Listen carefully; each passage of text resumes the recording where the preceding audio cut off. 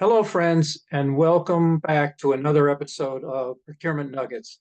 This is David Nash, the question of the day guy. And today I want to talk to you about the statute of frauds. A statute of frauds is a form of statute requiring that certain kinds of contracts be memorialized in writing, signed by the party against whom they are to be enforced, with sufficient content to evidence the contract. The term statute of frauds comes from the Statute of Frauds, an act of the English Parliament passed in 1677, the long title of which is an Act for Prevention of Frauds and Perjuries. Many common law jurisdictions have made similar statutory provisions, while a number of civil law jurisdictions have equivalent legislation incorporated into their civil code. The original English statute itself may still be in effect in a number of Canadian provinces. Every state has a statute that requires certain types of contracts to be in writing and signed by the party to be charged. The most common requirements are for contracts that involve the sale or transfer of land and contracts that cannot be completed within 1 year.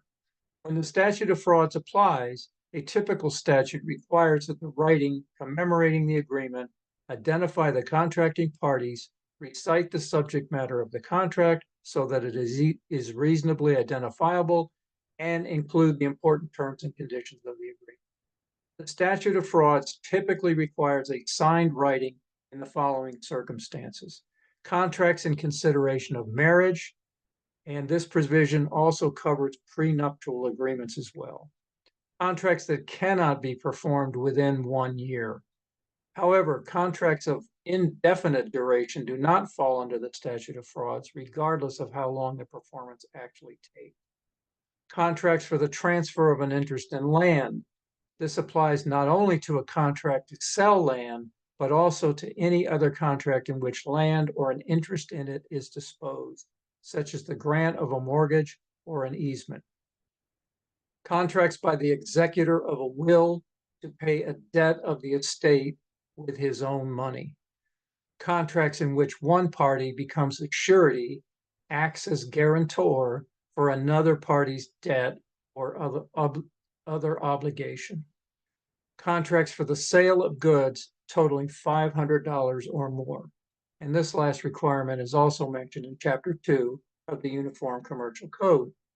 An easy way to remember these six items is with the mnemonic device of MyLegs. MYLEGS, where the M stands for marriage, Y, contracts more than a year in length, L, interest in land, E, executor using his own money, G, a guarantor of a loan for another, and S, the sale of goods over $500. I hope you find this information of use. If you're interested in joining my question of the day, please visit my website, qoftheday.net, and submit a contact form. I'll be happy to add you to the list. But thanks for tuning in. Hope to see you on a future episode. Take care.